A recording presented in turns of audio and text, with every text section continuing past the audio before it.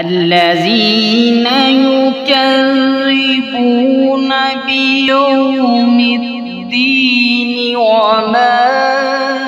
يكذب به إلا كل معتد عسيم إذا تتلى عليه آياتنا قال أساطير الأولين كلا بل ران على قلوبهم ما كانوا يكسبون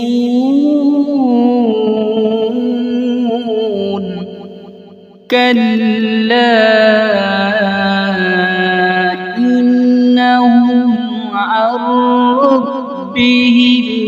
يومئذ لمحجوبون ثم إنهم لصالو الجحيم